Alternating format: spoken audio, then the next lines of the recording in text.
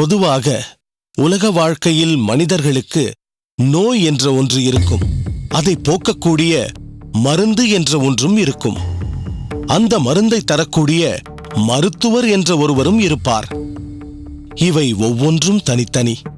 ஆனால் ஆழ்வார்கள் கூறும் உட்கருத்து யாதெனில், உன்னை பிரிந்த விரக நோய்க்கு காரணமும் நீதான், அதை தீர்க்கும் மருந்தும் நீதான், அதை எங்களுக்கு உணர்த்தும் ஆன்மீக மருத்துவனும் நீதான் என்று பகவானை துதிக்கிறார்கள். அற்புதம் சுவாமி, அற்புதம். பகவானை பிரிந்து மறந்திருப்பதும் பல ஜென்மங்கள் பிறப்பதும் மிகவும் கவலை தரக்கூடிய விஷயம்தான். இருப்பினும் தாங்கள் நோயுற்று படுத்திருந்த நாளில் நாங்கள் மிகவும் கவலையில் ஆழ்ந்தோம் சுவாமி. அடியேனும் கவலையில்தான் ஆழ்ந்திருந்தேன். சுவாமி, தாங்கள் கூறுவது... நீ எதுவும் கற்பனை செய்து கொள்ள வேண்டாம் பெரிய நம்பி. அடியேனுக்கு இறப்பு பற்றியோ பிறவி பற்றியெல்லாம் கவலை இல்லை. காரணம், அடியேனின் ஆச்சாரிய சம்பந்தம் அப்படி. நிச்சயம் அடியேனுக்கு மோட்சம் உண்டு. பின்னர் உங்கள் கவலை எதை பற்றியது சுவாமி? அடியேனின் ஆச்சாரியர் மணக்கால் நம்பியிட்ட பணியான நம் சித்தாந்தம் மேம்பட்டு வளர்க்கும் ஓர் ஆசானை கண்டறிந்து அவரிடம் பொறுப்புகளை ஒப்படைக்கும் முன்பே நோய் பீடிக்கிறதே என்ற கவலைதான் அது. அதனால்தான் மேற்சொன்ன பாசுரத்தால் திருமாலிருஞ்சோலை அழகனை வேண்டினேன். அடியேன் சுவாமி.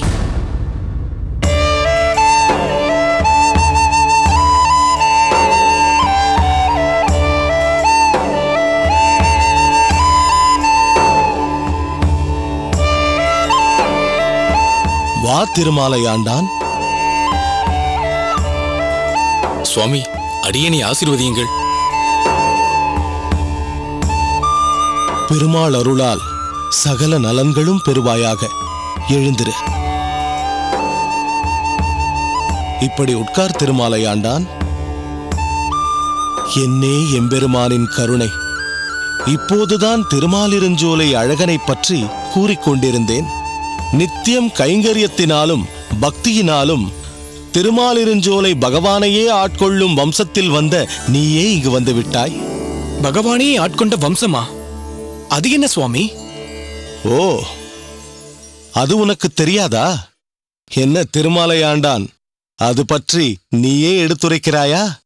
இல்லை சுவாமி, அதை பற்றி தாங்களை எடுத்துரைக்க நாங்கள் அனைவருமே அதை கேட்க பிரியப்படுகிறோம். சொல்கிறேன். ஒரு சமயம் மலையாள தேசத்திலிருந்து இருவர் திருமாலிருஞ்சோலை அழகரை தரிசிக்க வந்தார்கள்.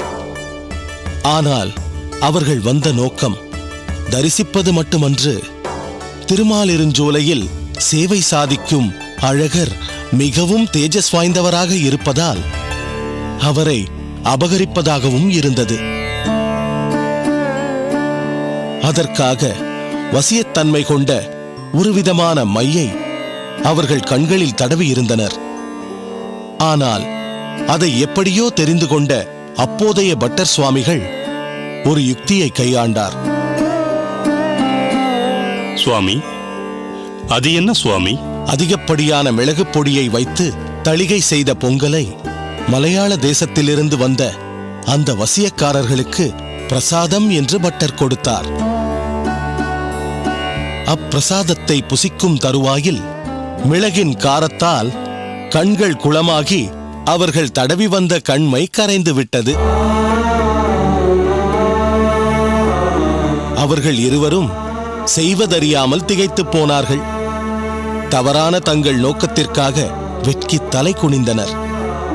அதன்பின் அந்த அழகருக்கே தாசர்களாகி வையம் போற்றும் ஸ்ரீ வைஷ்ணவர்களாக மாறினர்.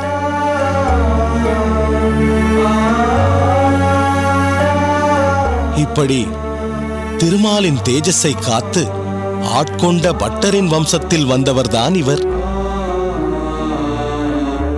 எனவே காரணப் பெயராக திருமாலையாண்டான் என்ற சிறப்பு பெயர் வம்சாவழியாக இவர்களுக்கு தொடர்கிறது. ஆஹா!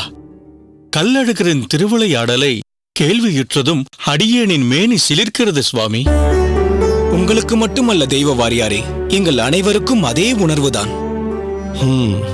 இவர்களை பெருமைப்படுத்தும் வகையில் இன்றும் அழகர் எழுந்தருளும் பல்லக்கு பின்பாகவும் இவர்களுக்கு மரியாதை கொடுக்கும் வகையில் இவர்களின் பல்லக்கு முன்பாகவும் செல்லும். இந்த பெருமை அனைத்தும் தங்களைப் போன்ற ஆச்சாரிய புருஷர்களால் அடியோர்களுக்கு வாய்க்கப்பெற்றது சுவாமி. அடக்கமான பேச்சால் உங்கள் குலம் மேலும் பெருமை பெறும். தெய்வவாரி சுவாமி, திருமாலை ஆண்டான் இங்கு வந்திருப்பதை தகுந்த முறையில் பயன்படுத்திக் கொள். தினமும் மிகுந்த அளவில் சேவார்த்திகள் அரங்கனை தரிசித்து பேறு பெற பல சத்விஷயங்களை, நிகழ்ச்சிகளை, உற்சவங்களை ஏற்படுத்த சிறந்த ஆலோசனைகளை இவனிடமிருந்து பெற்றுக்கொள். உத்தரவு சுவாமி. அப்படியே ஆகட்டும். பெரிய நம்பி சுவாமி, அடியேனுக்கு ஒரு விஷயம் இன்னும் விளங்கிய பாடில்லை. அதை கூறி அருள வேண்டும் சுவாமி. கடந்த முறை திருமலை நம்பி இங்கு வந்திருந்த போது அவனது மருமானான ராமானுஜனை அடியேன் காண வேண்டும் என்றும் இங்கேயே சிறிது காலம் தங்கி கைங்கரியம் செய்யலாம் என்றும் கேட்டுக்கொண்டேன். ஆம் சுவாமி, நினைவிருக்கிறது. ஆனால் இன்று வரை அதற்கு பதிலொன்றும் தெரியவில்லை. தாங்கள் உத்தரவு கொடுத்தால் அடியேனும் மலராண்டானும் திருமலை சென்று திருமலை நம்பிகளைக் கண்டு தகுந்த பதிலை பெற்று வருகிறோம் சுவாமி. நல்ல யோசனைதான். நீயும் வெகு நாட்களாக திருமலை வேங்கடவனை தரிசிக்க ஆவல் கொண்டுள்ளாய். எனவே காலதாமதம் செய்யாமல் திருமலை சென்று அடியேனின் கோரிக்கைக்கு விடை தெரிந்து வா. என் உள்ளக்கருத்தை நீ நன்கு அறிவாய். ஆகவே உச்சிதமானதை செய். அப்படியே ஆகட்டும் சுவாமி. இதோ இன்றே புறப்பட்டு விடுகிறோம். நல்லது. ஆசீர்வதியுங்கள் சுவாமி. பெருமாள் அருளால் சகல நன்மைகளையும் பெறுவீர்களாக. விடை பெறுகிறோம் சுவாமி. நல்லது.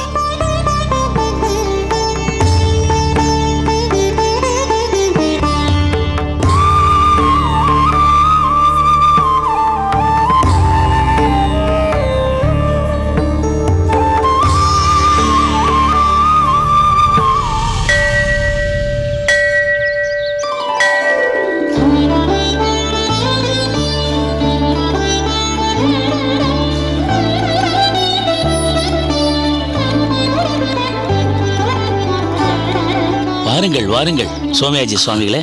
நமஸ்காரம். நமஸ்காரம். தங்களை பார்த்து எவ்வளவு நாட்களாகிவிட்டன. காஞ்சியம்பதியில் யஜ்ஞங்கள் எதையும் தாங்கள் ஒத்துக்கொள்வதில்லையோ? அப்படியெல்லாம் இல்லை. சமீபத்தில் இங்கு யஜ்ஞம் எதையும் அடியே நடத்தி வைக்கவில்லை. அப்படியா? இங்கு ஏதாவது யஜ்ஞம் இருந்தால் தாங்கள் வரதனை சேவிக்காமல் போக மாட்டீர்களே, அதுதான் கேட்டேன். பிள்ளையாண்டான் யார்? என் சீமந்த புத்திரன் ராமானுஜன். அடியேன். ராமானுஜனா? ஆஹா, இவரை பற்றி நான் நிறைய கேள்விப்பட்டிருக்கிறேன். தந்தைக்கு தப்பாமல் பிறந்த தனையன். முகலாவஞ்சத்திலும் அங்கலாவஞ்சத்திலும் தங்களையே கொண்டிருக்கும் இவர் அறிவிலும் ஞானத்திலும் கூட தங்களையே கொண்டிருப்பார் என்பதில் சந்தேகமே இல்லை. யாகம் எதற்கேனும் இவரையும் கூட்டி வந்துள்ளீரோ? இல்லை, அடியேன் யாகம் எதற்கும் இங்கு வரவில்லை. வரதனை சேவித்த அப்படியே அவன் அடியார் ஒருவரையும் சேவிக்க வேண்டும் என்றுதான் இங்கு வந்தேன். அப்படியா? குடும்ப சமேதராய் வந்திருக்கலாமே. சரி, வாருங்கள், வரதனை சேவிக்கலாம். இருக்கட்டும். முதலில் அடியாரை சந்தித்துவிட்டு அவர் கூடவே சன்னதிக்கு வந்து விடுகிறேன்.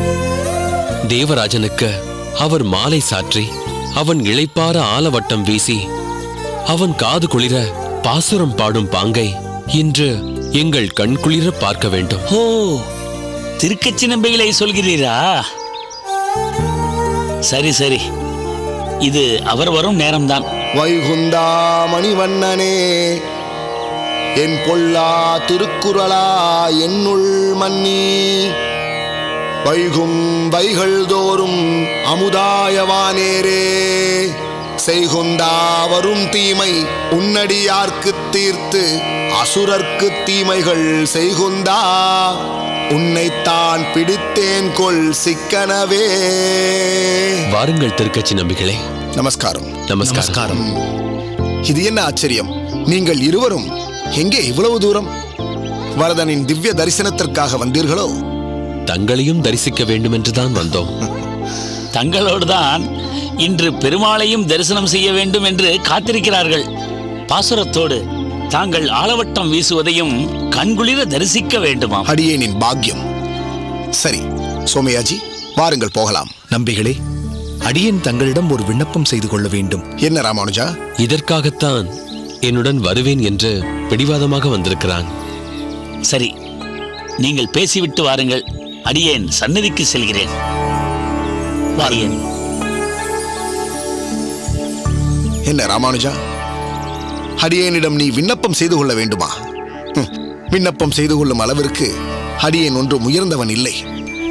இது என் விருப்பம் என்று கூறு, அதை நிறைவேற்றி வைக்க வேண்டியது அடியேனின் கடமை. நாளை திருவாதிரை, அடியேனின் பிறந்த நாள். அதற்கு தங்களை அழைக்கத்தான் வந்தேன். உன் சார்பில் நானே அவரை அழைத்து விடுகிறேன் என்று சொன்னேன். கேட்கவில்லை. தானே அழைக்க வேண்டும் என்று பிடிவாதமாக என்னுடன் வந்திருக்கிறான். அப்படியா? இருவரும் நேரில் வந்து அழைத்திருக்கிறீர்கள். வராமல் இருப்பேனா? நிச்சயம் வருவேன். தினமும் அவ்வழியே போகிறவன். நாளை உங்கள் அகத்திற்கு வந்து ராமானுஜனை வாழ்த்துவிட்டு போகிறேன். அது மட்டும் போதாது நம்பிகளே. நாளை தாங்கள் எங்கள் அகத்திற்கு வந்து அமுது செய்ய வேண்டும், இளைப்பாற வேண்டும். ராமானுஜா, அமுது செய்துவிட்டு பெருமாளுக்கு கைங்கரியம் செய்வதில் அடியேனுக்கு உடன்பாடில்லை. அதனால் இந்த காஞ்சிக்கு வந்து பேரருளாளனுக்கு கைங்கரியங்கள் செய்து முடித்துவிட்டு பிறகு பூவிருந்தவல்லிக்கு திரும்பும் போது உங்கள் அகத்திற்கு வந்து அமுது செய்கிறேன். ஆனால் அதற்கு மிகவும் தாமதமாகிவிடும். எவ்வளவு தாமதமானாலும் பரவாயில்லை. அடியேன் தங்களுக்காக காத்திருப்பேன். வேண்டாம் ராமானுஜா, என் பொருட்டு நீ உன் உடலை வருத்திக் கொள்ளாதே. பிறந்த நாளும் அதுவுமாய் நீ பசியோடு எனக்காக காத்திருக்க கூடாது. பசி பொறுக்க முடியாதவனா அடியேன்? தங்களைப் போன்ற பரம பாகவதோத்தமருக்கு என் பிறந்த நாளில் உணவு பரிமாறும் பாக்கியத்திற்காக எவ்வளவு நேரம் வேண்டுமானாலும் காத்திருப்பேன். ஆமாம் சுவாமி, அவன் ஆசையை பூர்த்தி செய்யுங்கள். அடடா, அடியேனின் தலையில் பெரும் பாரத்தை சுமத்தி விட்டீர்களே. அடியேனால் நீங்கள் எல்லோரும் அமுது செய்யாமல் இருப்பீர்களே என்ற எண்ணம் என் மனதை உறுத்திக் கொண்டே இருக்குமே. சரி, அடியேனால் எவ்வளவு சீக்கிரம் திரும்பிவிட முடியுமோ அவ்வளவு சீக்கிரம் நிச்சயம் திரும்பி வந்து விடுகிறேன். சரிதானே? மிக்க நன்றி, மிக்க மகிழ்ச்சி. சரி, வாருங்கள், சன்னதிக்கு சென்று பேரருளாளனை தரிசிக்கலாம். நம்பிகளே, யாரோ ஒரு சந்நியாசி வரார்.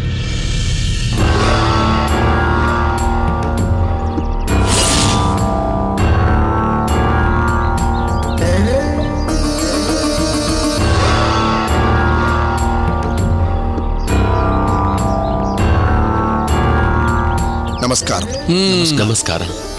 என்ன திருக்கட்சி, மாலை கேட்டால் தரமாட்டேன் என்று சொன்னீர்களாமே? அடியேன் உங்களுக்கு தரமாட்டேன் என்று சொல்வேனா? மூடர்களே, தரமாட்டேன் என்று அவர் சொல்லவில்லையாமே, ஏன் என்னிடம் வந்து பொய் சொன்னீர்கள்? ஐயோ, அவர்தான் சுவாமி பொய் சொல்லுகிறார். என்ன திருக்கட்சி நம்பிகளே, அன்று நீங்கள் சொன்னதை இன்று திரித்து கூறுகிறீர்களோ? உங்களுக்கு திருக்கட்சி நம்பி என்ற பெயரை விட திரித்து கூறும் கட்சி நம்பிகள் என்ற பெயர்தான் பொருத்தமாக இருக்கும். அடேய், எந்த பெயர் யாருக்கு பொருத்தமாக இருக்கும் என்பதில்லை இப்போது விசாரம். மாலையை அவர் தர தயாராக இருக்கும் போது ஏன் என்னிடம் வந்து பொய் சொன்னீர்கள்? சுவாமி, பெருமாளுக்கு சாற்றிய மாலையைத்தான் அவர் தருவதாக கூறினார். எனவே வேண்டாம் என்று வந்துவிட்டோம். இதையே தான் நாங்கள் அன்றும் கூறினோம். ஆமாம் ஆமாம் சொன்னீர்கள். என்ன ஓய் திருக்கட்சி, ஒருவருக்கும் சாற்றாத பூ மாலையை கொடுப்பதற்கு உமக்கு என்ன தயக்கம்? தயக்கம் இல்லை, என் தர்மம் அப்படி. மாலை முதலில் அந்த வரதனின் திருமார்பைத்தான் அலங்கரிக்க வேண்டும். இன்றளவும் அடியேன் அதை கடைபிடித்து வருகிறேன். இதை யாருக்காகவும் அடியேன் மாற்றிக்கொள்ளவும் மாட்டேன். இருக்கட்டும் இருக்கட்டும். ஒரு நாள் நீர் அதை மாற்ற வேண்டிய சூழ்நிலை வரும், அப்போது அதை மாற்றுகிறேன். வரதன் அப்படி திருவுளம் கொண்டால் நிச்சயம் மாற்றிக்கொள்கிறேன். வாருங்கள் சுவாமிகளே. என்ன? இவர்கள் அடியேனின் மனதிற்கினிய நண்பர்கள். இவர்களை தங்களுக்கு அறிமுகப்படுத்தலாம் என்று நினைக்கிறேன். இவர் ஆசுரி கேசவ சோமயாஜி. நமஸ்காரம். ஸ்ரீபெரும்புதூரில் வசிக்கிறார். அவ்வூரின் மிகச்சிறந்த வைணவ சிரேஷ்டர். பல ஊர்களில் பல பல யாகங்களையும் ஹோமங்களையும் நடத்தி வைத்தவர். கணபதி ஹோமம், சண்டி ஹோமம், நவக்கிரக ஹோமம், சுதர்சன ஹோமம், ருத்ர ஹோமம், மிருத்யுஞ்சய ஹோமம், புத்திரகாமேஷ்டி ஹோமம், சுயம்வர கலா பார்வதி ஹோமம், ஸ்ரீ காந்தர்வ ராஜ ஹோமம், லக்ஷ்மி குபேர ஹோமம், இவற்றில் எந்த ஹோமத்தில் நீர் வல்லவர்? எல்லாவற்றையும் அறிந்து வைத்திருக்கிறேன். தாங்கள் குறிப்பிட்ட எல்லா ஹோமங்களையும் நடத்தி வைத்திருக்கிறேன். ஆனால் இதில் தான் வல்லவன் என்று அடியேன் எங்கும் குறிப்பிடுவதில்லை. அப்படி குறிப்பிடும்படி எதுவும் இல்லை போலிருக்கிறது. சரி, போகட்டும். சிலர் மேலோட்டமாக எல்லாவற்றையும் தெரிந்து வைத்திருப்பார்கள், ஆழமாக எதுவும் தெரியாது. இவன் ராமானுஜன். அடியேன்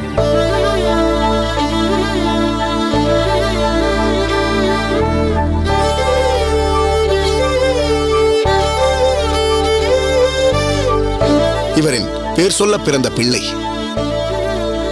படிப்பில் மிகவும் கெட்டிக்காரன். ஸ்ரீபெரும்புதூர் பாடசாலையில் படிக்கிறார். ஸ்ரீபெரும்புதூர் பாடசாலையிலா? யார், மயூரவண்ணனிடமா? ஆம் சுவாமி. எனக்கு தெரிந்தவன்தான் அவன். அவனிடமா பாடம் கற்கிறாய்? சில விஷயங்கள் அவனுக்கு முற்றிலுமாக தெரியாது.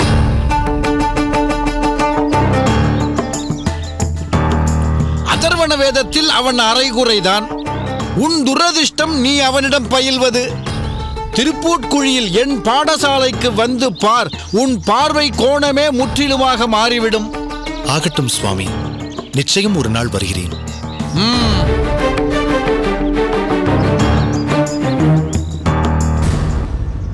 மெத்த படித்தவர் போல் தெரிகிறது. மெத்த படித்தவர்தான். ஆனால் அகங்காரமும் மமதையும் அவரை தொற்றிக்கொண்டு விடமாட்டேன் என்கிறது. பெருமாளே வித்தையையும் கொடுக்கிறார். அது குறித்து சிலரை மமதை கொள்ளவும் வைக்கிறார். அந்த அகங்காரத்தையும் மமதையையும் பகவானே ஒரு நாள் யாரொருவர் மூலமாவது அழித்தும் ஒழிப்பார். தூற்றியவரையே நிலம் கிடந்து சேவித்து போற்றவும் வைப்பார் அந்த பரந்தாமன்.